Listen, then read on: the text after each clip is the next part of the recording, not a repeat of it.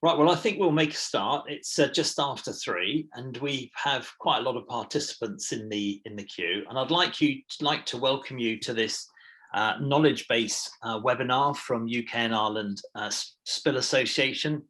And today we're going to be talking all about dispersants, and I'm delighted that we've got some really good speakers for you today. Our knowledge base has been part of our Marine Working Group's vision for 2021. We were hoping to hold a face-to-face event in June, but it was clearly obvious that we wouldn't be able to do so. And so the Marine Working Group came up with a great idea of having a series of webinars presented by UK and Ireland Spill Association members, which really shared their knowledge and focus it around the ingredients which are involved in effective marine spill response.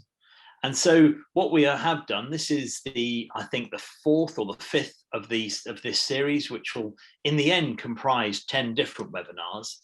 And these will be freely available on our website afterwards.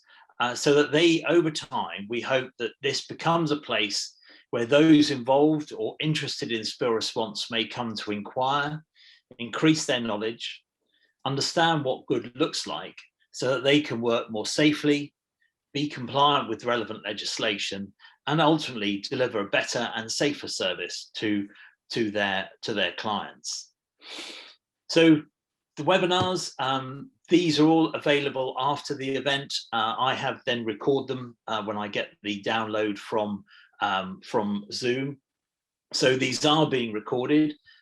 We will then be putting them into our YouTube channel, and we'll send to everybody who is registered for the event a link to that webinar so that they can watch it later, or they can download it, they can store it, do whatever they want with it, but they will always be available through our knowledge base, which will be on our new website, on UK Spill, and our new website, which will be coming out this month on UKEIRE Spill.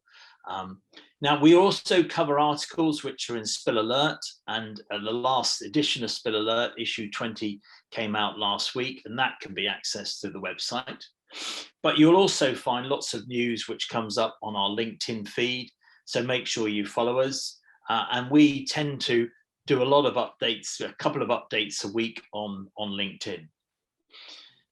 In terms of other things that we're doing, the next knowledge base webinar is on the 19th of May, and that's to do with temporary storage tanks for use in spill response. We'll be following that with another one in June on marine special equipment. These are things which you don't use all that often, like fire booms and things like that. And we will be probably rounding off the series before the summer break with one on modelling and data gathering in marine spills. So those are those. We also do other topics, and as many of you will know, we've been following very closely the Wakashio, the grounding and subsequent loss of MV Wakashio, and we're being very fortunate in that Polyeco, who are based in Polyeco in Mauritius.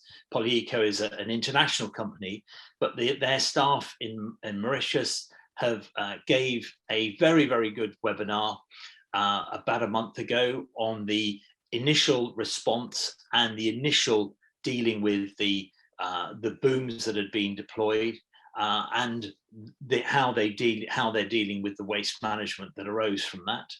The next webinar will be on the 28th of April, and we'll talk more in detail about the remediation. So having got the booms recovered, how did they manage to clean up the 25 kilometers of damaged beach, particularly within the mangroves and the more sensitive areas? But also they've been engaged they've been engaged in the removal of the stern, which is the last evidence of the loss of that rather large and very grand vessel. So that will be on the 28th of April, and you'll see lots of information coming out to that, and no doubt we'll mail shot everybody who's registered for our webinars. We're also going to be doing another one on marine plastic pollution. In May, our members, are getting more and more involved in cleaning up incidents of plastic, whether they be in rivers or on shorelines. And we are now starting to work with the Environment Agency on coming up with solutions such that there is a coordinated response plan when several tons of nurdles end up on some pleasant beach in around our coastline.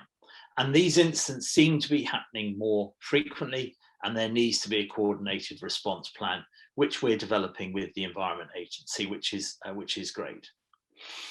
So I want to introduce our speakers today. Dispersants are an essential tool within the spill responders armory, but they need good equipment through which to deploy it. And that's what Mark Carlton from Darcy is going to be talking about. And he has a lot of experience in doing this, having worked as the sales director within Ailes Fernie, which is a company within the Darcy Group. So he's going to talk about the delivery systems, and Hannah Goddard, who is a technical manager within the department, technical assurance manager within the dispersants world within oil spill response, will follow Mark and talk about how they decide what to use, how they use it, and how do they measure their effectiveness. So without further ado from me, I'd like to unshare my screen and hand over to Mark Carlton, and I'm sure you'll have a really interesting webinar. Now, if you have questions, we will take questions, but we'll wait till both speakers are presented. So put them into chat. I won't forget them, and if I do, I'm sure you'll interject and make sure I do answer your questions. But we want to have questions. I've got some which people have already emailed me who can't attend the webinar today, and I'm going to post those on their behalf. But put them into chat and we'll pick those up. And if you have any queries or you want any more information, put it in chat and we'll make sure that we try to pick those up. So without further ado, I'll unshare my screen and I'll hand over to Mark, who will take you through the world, introduce you into the world of dispersants. Thank you, Mark. Can't share my screen at the moment, Mark. I think you should be able to now. There we go.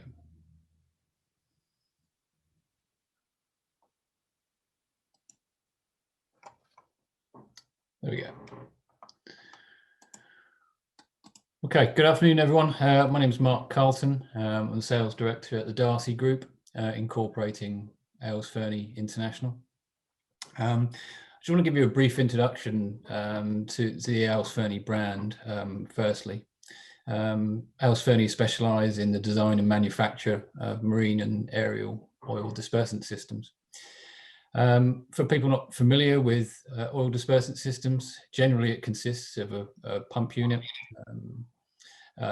which has the ability to mix seawater and dispersant, or pump neat dispersant to a set of application devices. Sounds pretty straightforward when you put it like that, and it certainly would make this presentation a lot shorter. But I hope to expand on the details that influence our design and the manufacturing process around our dispersant systems. Ailes Fernie International has been established since 1994 by Bill Fernie and Frank Ailes, and was acquired in 2013 by the Darcy Group to sit alongside the Darcy Group's range of proven pollution prevention products. And since then, we've continued to innovate and develop spray equipment and brought new products to the market. So my presentation today really is going to focus on the application of dispersant from vessels predominantly. However, Ailes Fernie do manufacture a range of aerial application systems, which is quite a complex subject in itself, and it's probably lends itself to a separate webinar altogether, I believe.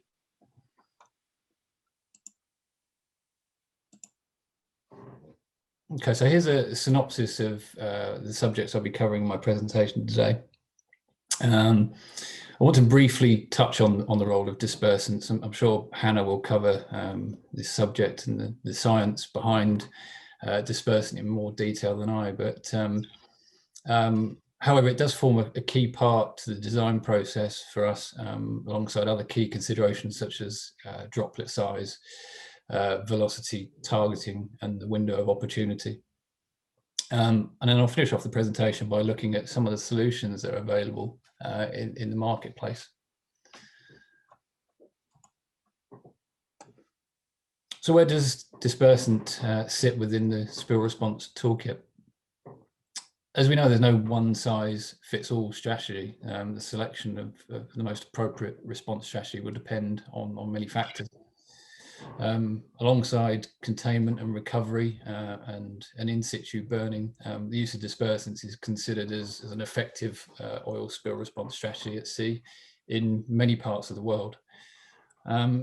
In general terms, the role of dispersant is to remove oil from the water by dispersing it into small droplets and into the water column. Mark, just interject, sorry for that. I don't think I'm not seeing your screen. I'm seeing your lovely Darcy display behind you, but for some reason I'm not seeing your screen. I thought it was just mine, but a number of just commented that we are. Okay. Before we get into the meat and two veg of your presentation, it would be great if we could see your screen. Very odd. Okay, let me just see. That's it. Yeah, we've got it now. If you can make that full screen, or is that is full screen? Yeah. So that's fine then. That's great. That's lovely. Yeah. Thanks very much, Mark. Sorry to stop here. No worries. So as I was saying, in general terms, the role of dispersant is to remove oil from the water by dispersing it into small droplets in the water column. And those small droplets are then degraded by naturally occurring microorganisms. However, dispersants can be controversial. Whilst its use can be viewed favourably for minimising the impact of oil spills, it can often be viewed as another unwanted pollutant entering the environment. So when might that be the case? Well, the most obvious problem would be if the dispersant doesn't make contact with the oil, because if the target is missed, and generally the target is the densest part of the slick, it's not doing its job. Also, the way that dispersant's applied, so the droplet size and the velocity of the dispersant and its interaction with the oil, if that's not correct, again, this will have a negative effect. And we'll come on to the topic of droplet size and velocity a little bit later on. Also, when the oil is not amenable to dispersant, later on in my presentation I will talk about the window of opportunity. But if the oil you're treating has been in situ for a while, oil becomes weathered and the effectiveness of dispersant is then greatly diminished. And also looking at the dispersant to oil ratio, so applying more dispersant than necessary. Most modern day dispersants can be applied neat or dilute. So choosing the wrong ratio for the situation can also tip the balance in terms of its effectiveness. Overall, the decision to use dispersants is down to local government agencies and environmental policymakers who will make decisions based on net environmental benefit analysis.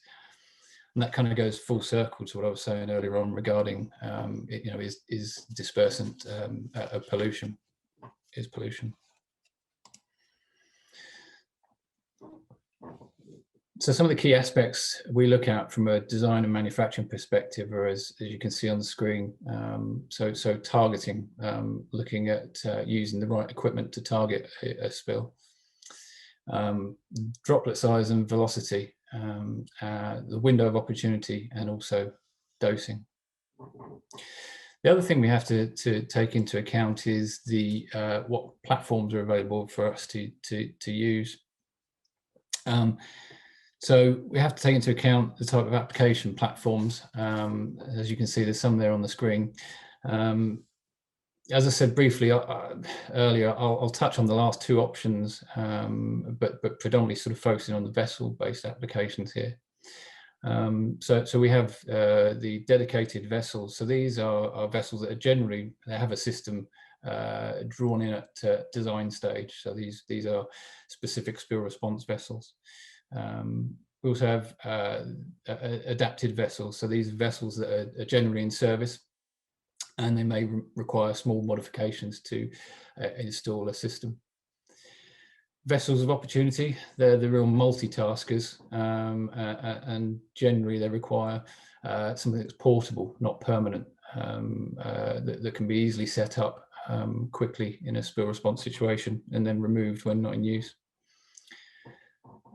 Helicopters, again, a dispersant can be applied from a helicopter.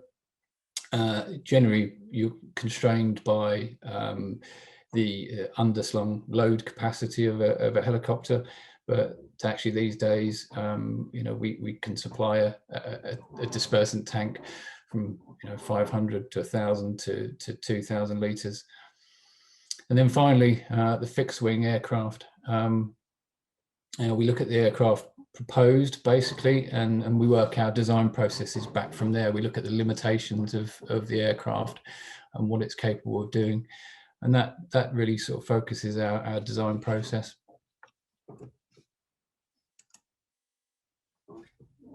So let's begin with targeting and how we target a spill and the options that are available. There are a number of application devices. Which is most suitable comes down to a number of factors, such as availability, speed of response, the weather, even operator training, and also the size and scale of the spill. Traditionally, vessel-based spray systems are coupled with spray arms, or as some people refer to them as spray booms. These are generally seen as the most effective option. As you can see, there's a picture of a spray arm there.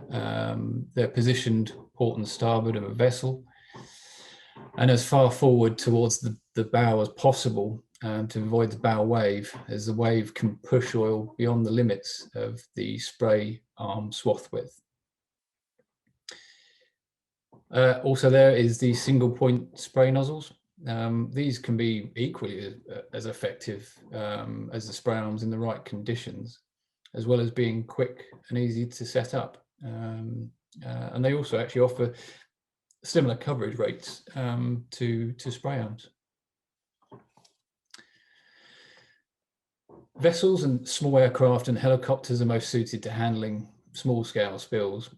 For aerial targeting, an underslung bucket or tank, such as the Stratus system that you can see on the screen there, are generally used for short runs, obviously best applied at low altitude. The example shown is supplied with a variation of the conventional spray arms and a dispersant tank. The application of neat dispersant is controlled from the helicopter cockpit. And then finally, for large offshore spills, multifunction aircrafts can be used to cover a greater area. The example there is the Aylesford Nimbus system. Dispersants applied via spray arms again. The Nimbus system here is a modular aerial dispersant spray system consisting of a number of tanks plus the spray arms. The modular system is in operation from aircraft equipped with a rear cargo ramp and requires minimal or no modifications to the aircraft. Finally, although not shown here, and this is more to do with the vessel-based systems, is most of the systems we can supply also we can supply them with hand lances for spot spraying and nearshore operations. For neat spraying. Before I go on to talk about the application devices in more detail, it's important to note that some vessels do use fire hoses or general service pumps to apply dispersant. As I said, the key to removing the oil from the surface is to apply dispersant correctly. I'll touch on droplet size and velocity shortly, but to achieve an even coverage, it's with the general service pumps or fire monitors, they work at very high flow rates, so it's difficult to apply in a targeted manner because the droplets produced generally wouldn't be uniform, and because of the high pressure, you run the risk of blasting the dispersant through the oil rather than laying it evenly on the surface. As you'll see with the my next slide, and we go into detail with the spray arms, you'll see how this is achieved. So these are the standard spray arms, or spray booms, as some people call them. They're normally supplied in marine grade aluminium or stainless steel. And they're supplied in various different sizes, from 3-meter bow mounted spray arm up into a 10-meter spray arm port and starboard. The swath width achieved, so the swath width is the effective reach of the spray pattern, ranges from 5 meters to 13.5 meters either side of the vessel. They're supplied in 2 or 3 meter sections, so they can be stowed away easily enough. And they're also supplied with nozzle down pipes. You'll see them there. They're the plastic pipes hanging from the spray arm, and on the end of them is a fan type nozzle. The nozzle down pipes allow the spray arms to be positioned optimally between 1 or 2 meters above the water surface. The number and type of nozzles vary depending on the length of the spray arm and also the capacity of the pump unit. That combined ensures an even distribution of droplets across the swath width. Most spray arms are supplied with neat and dilute nozzles as well, supplied to cope with the difference in viscosity if you're spraying in neat mode. Also now we're seeing inquiries for retractable cantilevered spray arms. You may have noticed at the very beginning of Mark's introduction, there was a picture of a vessel there. That is a retractable spray arm, and those are most common, more common these days, sorry, I should say, as there's an adoption of enclosed bows on modern vessels. So this is becoming more and more prevalent.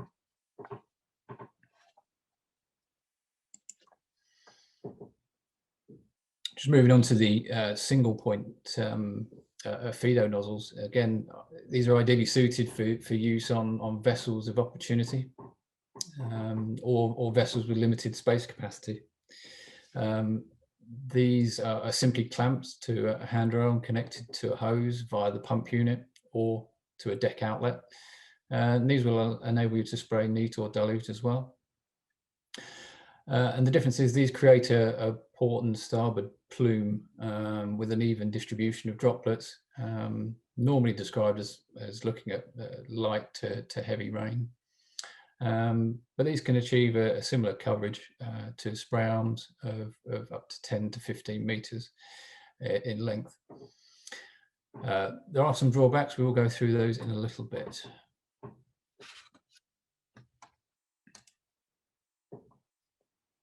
So as mentioned previously with my example of the use of fire monitors and general service pumps, which are not recommended, for dispersants to be effective, it's important that the spray systems create the correct droplet size. They need to be large enough to remain unaffected by wind, but not too large that they blast through the oil and become redundant. So dispersant droplets should be between 600 and 800 microns in diameter. An effective spray system should ultimately create the correct pump flow to the nozzle to generate the correct droplet size. In terms of coverage area, spray arms and single point nozzles can cover similar areas. However, due to the position of the spray arms being closer to the water, they're less affected by wind. However, the trade-off is that the Fido nozzles allow for a speed of response, and they're quite flexible in that way. I just want to quickly just show you a video of the spray pattern in action, and you'll be able to see the curtain effect that that we're looking for when using an Affido nozzle. Don't necessarily see it from the front here, but as the light hits the curtain, you'll be able to see that the dropout is evenly distributed from this side. There we go.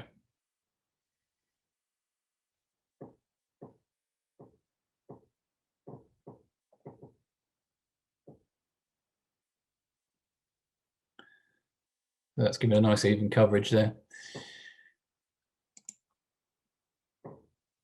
Okay, the window of opportunity, I mentioned it a couple of times earlier on, and speed of response can be key, as I mentioned with the Affido nozzles. Hence the reason the single point nozzles are a great tool to have, really. When I go through some of the pump options available, you'll see that the speed of response has been considered in the design of those as well. So the window of opportunity could be a few hours, it could be a few days, depending on the scale of the spill, conditions and type and condition of the oil. All methods shown here can play their part in that response, either from a standby vessel opportunity, or aerial spraying. Most vessels of opportunity will be or can be equipped with a portable dispersant spray system, like the one on the screen there. Generally, they are diesel powered. However, some are equipped with electric start options. And the boat spray system you see here is equipped with an adductor and flow control valves, and can spray neat or dilute. The system itself is compatible with spray arms, single point nozzles and hand lances. And it's equipped with a freshwater inlet for flushing after use with seawater, and also for training purposes. There's also two other inlets for seawater and dispersant. The dispersant inlet can be connected to a dispersant tank, or an IBC or a drum, whichever is available. Systems are equipped with flow rate indicators, so they can, so from an outlet flow you can measure the flow there, and also on the dispersant side of things as well, to manage dosage. The portable systems are available in three different sizes: 50 litre per minute, 100 litre per minute, and 150 litres per minute. That's not just purely down to the pump, it's actually to do with the application devices provided with it as well, because that will be what determines the eventual output. Similarly, a compact system like the Eco Spray here can also be used on vessels of opportunity, combined with a single point nozzle. This system can be controlled and operated by one person and set up very quickly.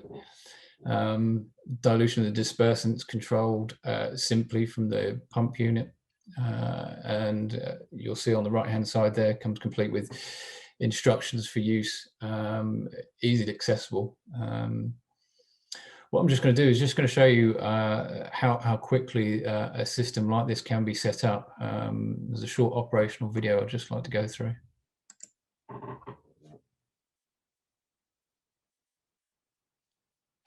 You can see it's going from static mode to wheeled mode, wheeled into position, and then we're connecting up the seawater hose and then connecting it back to the pump unit.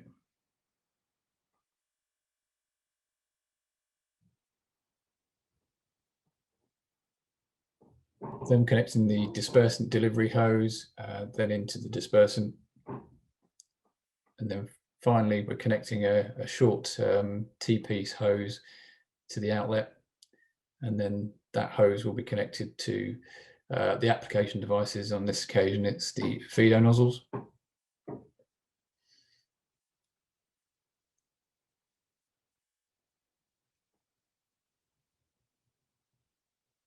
And then the start of the engine, and away you go. Now my colleague's looking at adjusting the flow rate accordingly for the situation.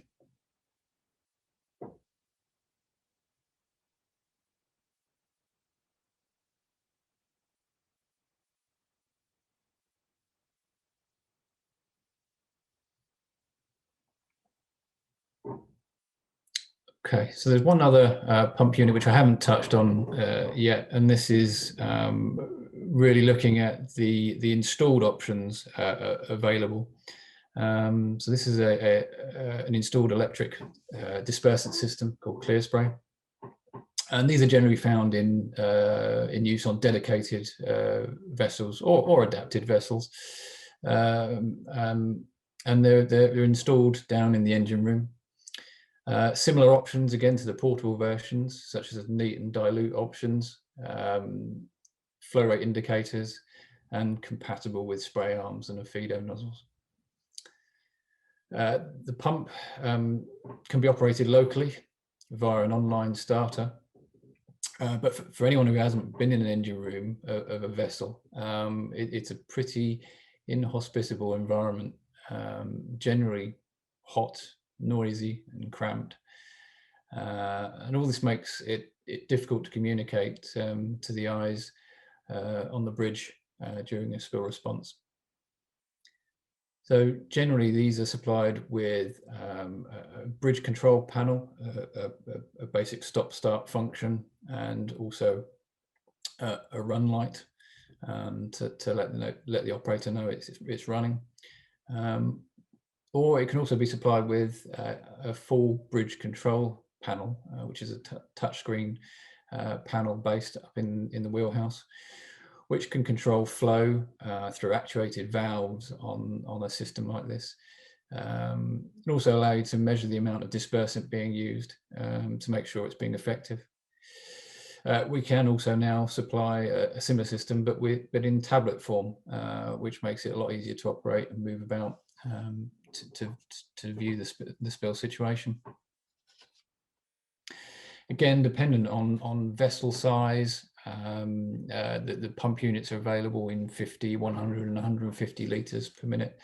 And we've supplied systems with redundant pumps as well in the past.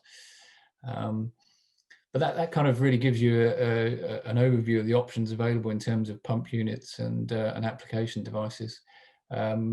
So I thank you for your time today, and I hope you found this informative. I'll now hand over to Hannah Goddard to continue the webinar. Hello everybody, my name is Hannah Goddard. I'm the Assurance and Technical Development Lead for Dispersants at OSRL. I'm based in Southampton. Following Mark's presentation on the equipment, I'm going to do an overview of marine dispersants, how they work, a bit about the decision making that goes in place, about when and what type to use, and then how we monitor the effectiveness of dispersants once they've been deployed. I'll start off with OSRL's oil spill dispersant video. So this was made by our subject matter expert group in 2019, and it gives a good overview of how dispersants work and some of the dispersant services that we offer. Fingers crossed that this works. It's about 6 minutes long, so I hope everyone is sitting comfortably.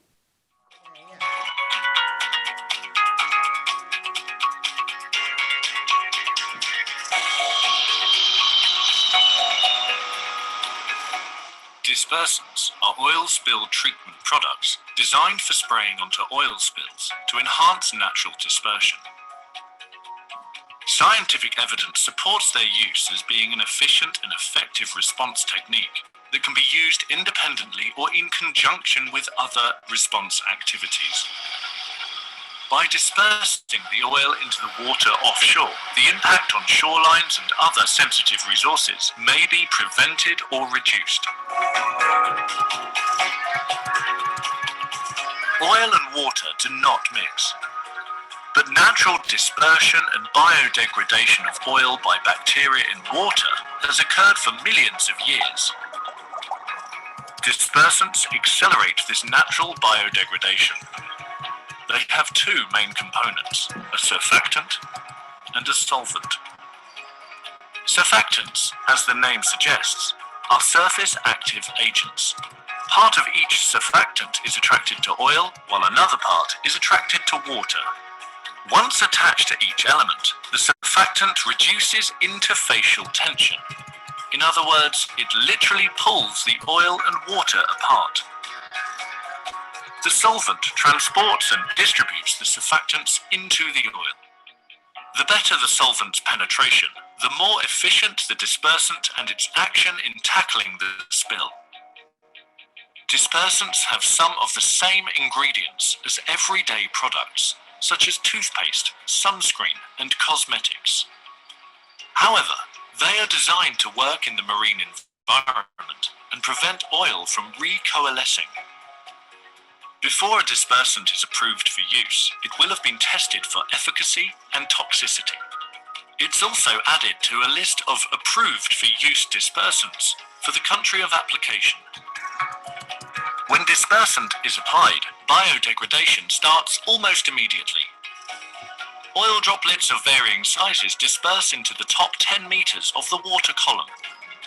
Marine currents then quickly dissipate the oil to very low concentrations over wide areas. Advances in the science of dispersants has made them more effective and suitable for use in more cases. They are less effective against heavy fuel oils and viscous emulsions, and they have varying degrees of effectiveness on all other oils. So which dispersant to apply and how to apply it will depend on the area to be treated and the type of oil involved. If dispersants are to be used, it should be as early in the response as possible. Oil's viscosity and emulsification increase with time in the water, and the window of opportunity to use dispersant may be missed. When an incident occurs, planners and responders need to make value-based decisions on which response techniques offer the best opportunities to mitigate the impacts of a spill on sensitive resources. Known as Net Environmental Benefit Analysis, or NEBA, this approach is supported by methodologies such as Spill Impact Mitigation Assessment, known as SEMA.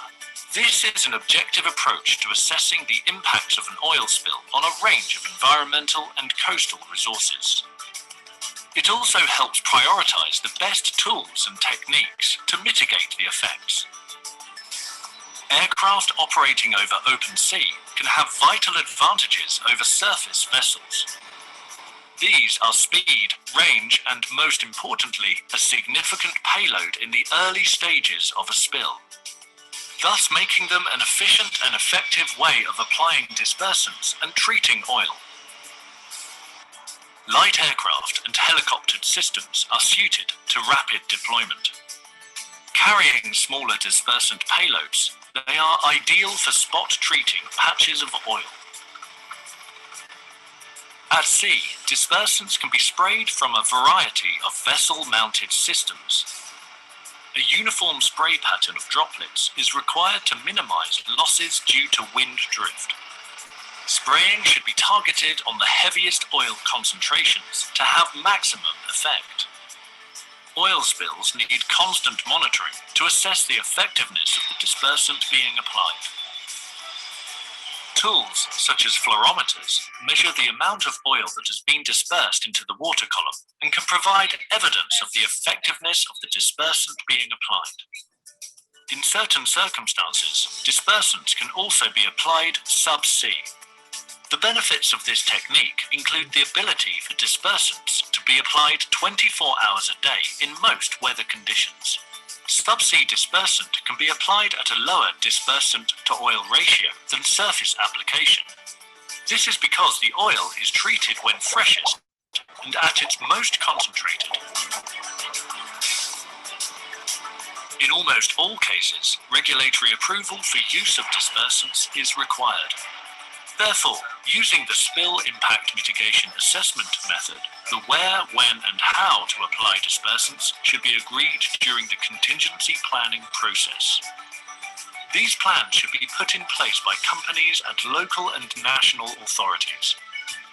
Modern dispersants can tackle oil spills by significantly enhancing the natural process of dispersion at sea, and as a result, eliminates or significantly reduces the impact on shorelines and sensitive natural resources.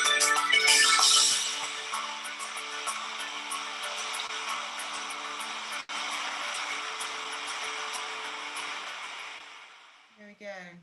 Thanks, Mark, for sharing. Okay, right. I've stopped sharing, so you should be okay to share now. Thanks. Perfect. Here we go. Can you see my screen again now? Yeah, that's good. Perfect. Can you hear me all right? I've sat a bit closer to the mic. Oh, all right. Something was loud then. Can you hear me okay? Yeah. Perfect. Okay, so yeah, I think that was a really great video of showing an overview of dispersant, how it works, and the different application methods that we've got. So as it was showing on the video, the dispersant breaks up that oil into smaller droplets so that the natural processes can take place through the biodegradation and the dissolution, so that the oil is broken up into the water column. Is it going to move on? Here we go. Yes, one of the key processes we've got to think about is the net environmental benefit analysis. So we do this for all response strategies in the event of a spill. We're looking at weighing up the pros and cons of each response option to get the best results with the least impact in the event of an oil spill. So the key benefits of dispersant is it can be deployed very quickly, especially using aerial assets. You can get on scene and be deploying dispersant very rapidly. You can cover a broad area, especially compared to conventional containment and recovery methods. And if dealt with at sea, you can prevent that impacting the shoreline and the sensitivities. Some drawbacks we've got with use of dispersants is that limited window of opportunity. So Mark touched on it with his presentation. The dispersant works best on fresh oil. It works best on certain types of oil. So it's not so good on high viscosity oils. It's not so good on oils that have been weathered or have started to emulsify. So we've got to weigh up whether it's the best option in those circumstances. And also, as Mark touched on, it can be quite seen as a controversial option. You've got to look at the impact of that oil in the water column and any sensitivities around it, and weigh up the pros and cons of each response option. So that's why we use the NEBA environmental benefit analysis system to make sure it's the right time and the right option to be using. So different dispersant types then. Dispersant's been developed over time. There's many different brands of dispersant that all effectively do the same thing. The most common one used now is a type 3 dispersant, which is made up of an alcohol and a solvent, alcohol and glycol-based solvent, and has a higher ratio of surfactant in it. And this can be sprayed neat. The dosage rates you're looking at is about 1 part dispersant between about 5 and 30 parts oil. But the typical rule we use on surface application is that rate of 1 part dispersant to 20 part oil. So that's what we use when we're calculating dosage rates of how much dispersant we need on a particular response. There are other types. Mark touched on type 2 dispersants, which you can use dilute, so not just neat, you dilute it with seawater, and a type 1 dispersant, which is more based on a hydrocarbon rather than on that solvent and surfactant component. The use of dispersant is highly regulated. Here in the UK, it's managed by OPRED, the Offshore Petroleum Regulator, through BASE. There's a list of approved dispersants. So these are ones that have been pre-approved by the government, that have gone through efficacy testing, ecotoxicity testing, and are on the government's approved list. So this is what happens worldwide, but I'm just talking about the UK ones here. So these are ones that have been approved for use, but this doesn't mean that you can just go ahead and spray them. There's an application process for getting permission to spray in the event of a spill, and that needs to go through bays as well. Part of the application to get permission to spray is by conducting a dispersant effectiveness test, also known as a shaky bottle test. So this takes place on location, on scene. A sample of seawater is taken from the location of the spill. A sample of oil is also taken from that particular spill. And one of the samples is added a small amount of dispersant in that oil to dispersant ratio that we talked about. Both the bottles are shaken, and if the one with dispersant in starts to change, starts to disperse, as you can see in the two pictures on the screen, starts to form that cloudy dispersed mixture, it shows that that dispersant is effective and that it's working as it should do. Therefore, the full spray operation can commence. As Mark said, there's various types of application method, aerial from planes and helicopters, more commonly from vessels, and also at OSRL we have a subsea injection system as part of our subsea service. So I'm just going to talk through briefly each of those applications.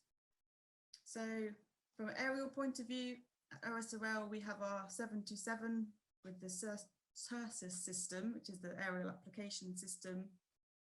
Obviously with aerial assets you have a very rapid application speed. You can get to scene very quickly, and it has a high volume on board, more so than a vessel, so you get a higher amount that can be sprayed within each deployment. The top right picture here is showing a spray boom of how the actual dispersant comes off the vessel. And as Mark was saying in his presentation, the droplet distribution and size is very important as to how effective that dispersant application will be. So these nozzles on the aircraft are very fine-tuned to give the optimum dispersion application as possible.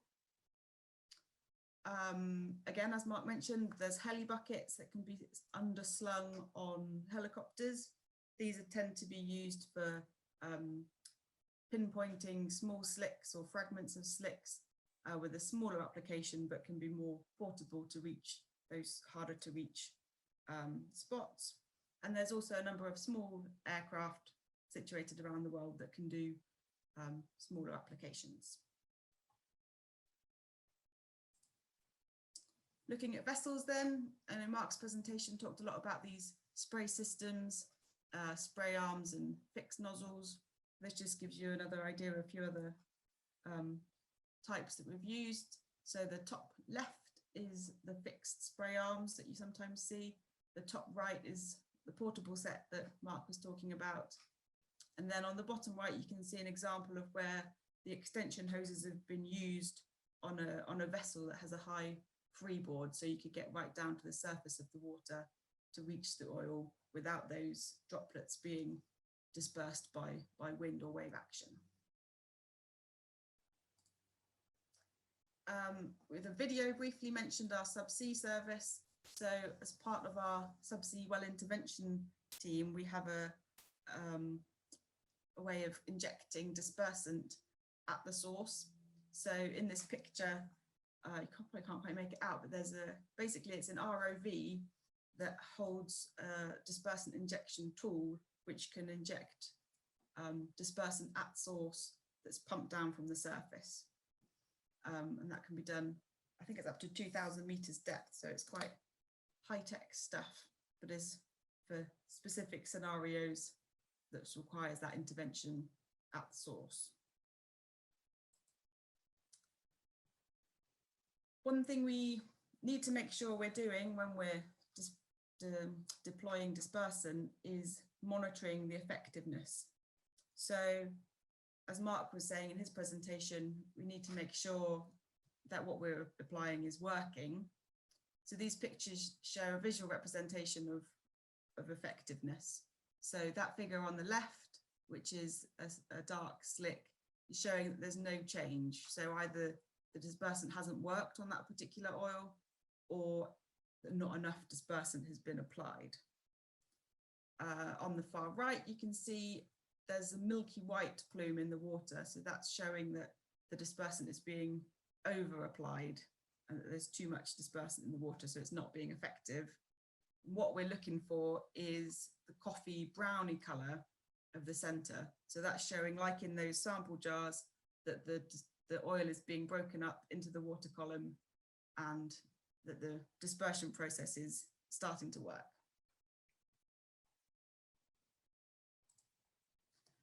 Now this forms part of what's known as the SMART tiers of monitoring.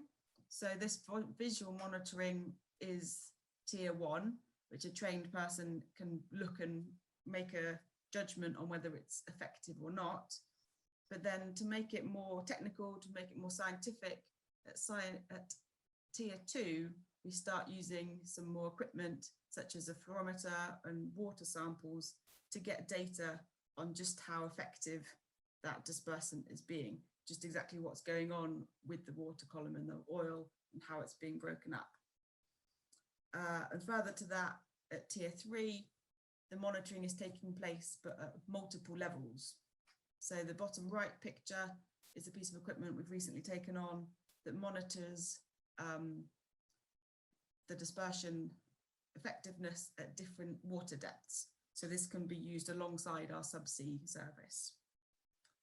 And finally, the picture next to it looks a bit like a torpedo, is an underwater autonomous vehicle. So it can be a remotely controlled submersible, which can collect data on monitoring of the dispersant effectiveness and relay that back to the surface so that we can get more up-to-date and more in-depth figures about how exactly the dispersant in oil is acting subsea.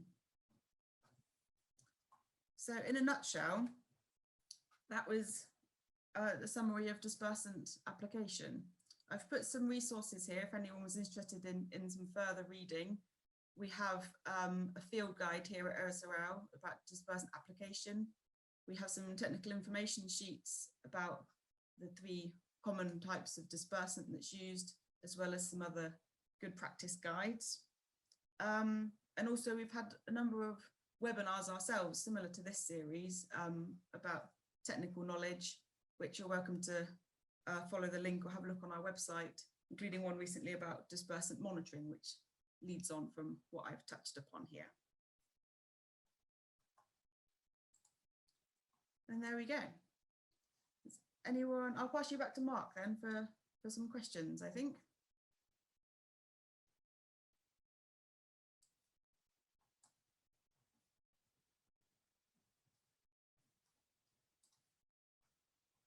Are you there, Mark?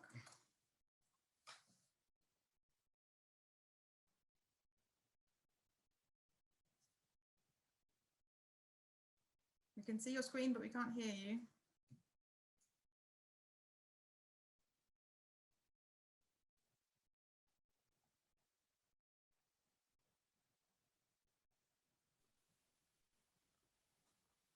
Okay. Hopefully you can see my screen now and all is good.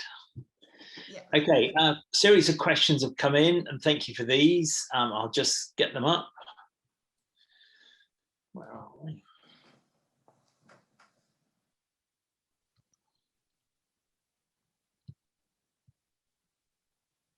So first question was to do with the temperature of the water. Is the temperature of the water dictate the type of dispersant that needs to be used? And what do you do in icy conditions? So yes, there's been some studies that look into this that show that dispersant can still be used in cold water climates.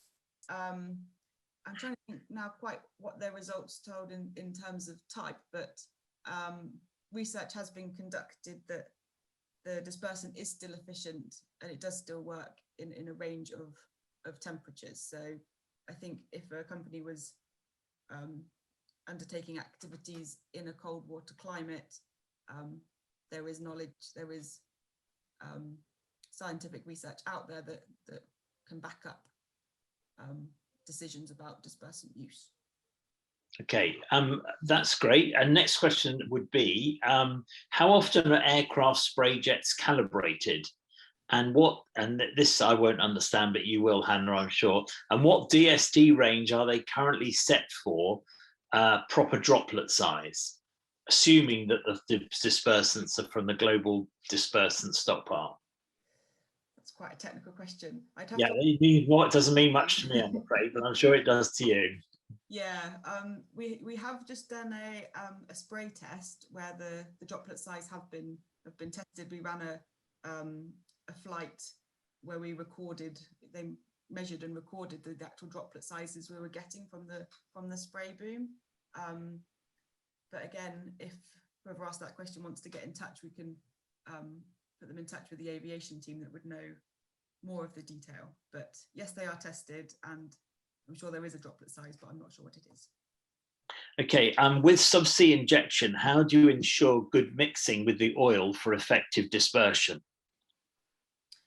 So with subsea, then, because it's at source, we find that the water column itself helps with the mixing process, because it's fresh oil and we can inject directly where it's coming from. The mixing kind of occurs naturally rather than having to spray it across the surface and allow for wave action. So I think from injecting subsea, it's mixed.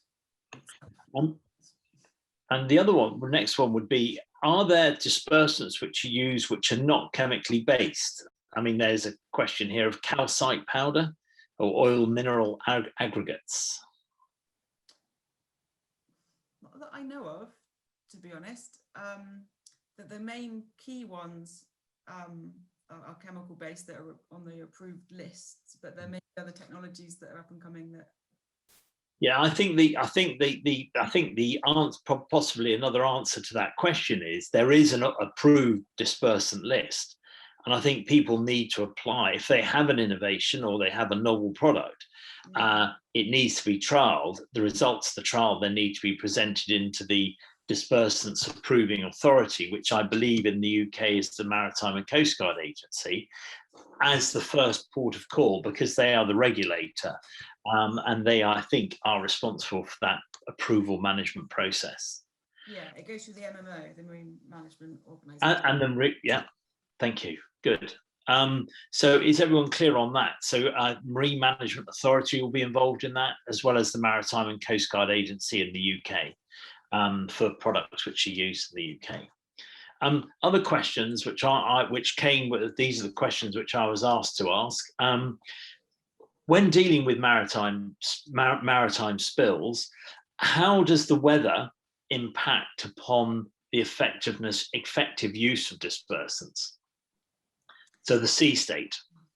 Yeah, so the sea state can be a limitation in terms of the operability of the equipment. So if it's too rough for vessels to deploy, or if you're not getting that efficient spray because of wind, equally from the aircraft, if there's strong winds, you might find the droplets are blown off to get that, not getting that pattern. Yeah. But conversely, if the weather condition is that bad, we tend to find that the sea state is high enough to perform natural mixing, which helps break down the oil spill anyway. Okay, which is really what occurred in the Shetland Island spill. It was just so rough and so windy that it was, whilst all the kit was there, it was more effective to allow the nature to do its work. Yeah. Okay, and the other one is in some of the how tough is the equipment? Because how tough is the equipment, and in terms of managing on relatively small vessels in a sea state? I mean, the materials used are chosen specifically to withstand. So, you know, as I mentioned earlier on, the spray arms themselves are marine grade aluminium or stainless steel. The frames on some of the pump units are as well. And also, additionally, They can be supplied with yeah, weatherproof containers and that sort of thing as well. So the types of materials used in the construction of the systems are pretty robust. Okay, that's great. A question which came in, another question which came in, wind farms. There's a lot of wind farm activity all over the world now, particularly in coastal waters. And whilst the incidence of spills may not be particularly large, there are a lot of hydrocarbons floating around out there, both in the wind turbines, not so much, but particularly in the support vessels. Is equipment pre-deployed in these locations when they're doing wind farm work that either of you know of? Not that I know of for wind farm work. I think the scale of a spill that you'd get from that kind of thing would be minimal. It depends. It was more to do with the support vessels that are operating out there. Yeah, I don't from a if there was an incident on a vessel, I don't think the scale of that incident would warrant a dispersant response. Yeah. Okay. If it was offshore. Okay, lovely. Right, well, I haven't got any questions. There's no more questions have come in. I've got no more questions which are being fed to me, which leaves me to thank you very much indeed to Hannah for her presentation. Hannah from OSRL and Mark from Darcy. They were both great presentations, lots of technical detail there. Our next webinar will be a knowledge-based webinar on storage tanks for use in spill response. So you've on site, you've got all the kit there, you've got all the toys. Where are you going to put all the stuff that you're going to suck out of the ocean using skimmers or other processes? Well, this webinar will give some of those answers, both in terms of dealing with spills on the water and on land. And we are delighted to have Fast Tank and Elastec, Seamus Connolly from Fast Tank and Kevin Bond from Elastec, who'll be giving that.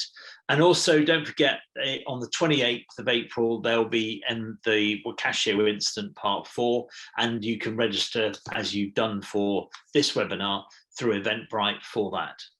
So really, I'd like to say thank you very much indeed for our presenters. Thank you for attending. And I'm really grateful that you've taken the time to attend this.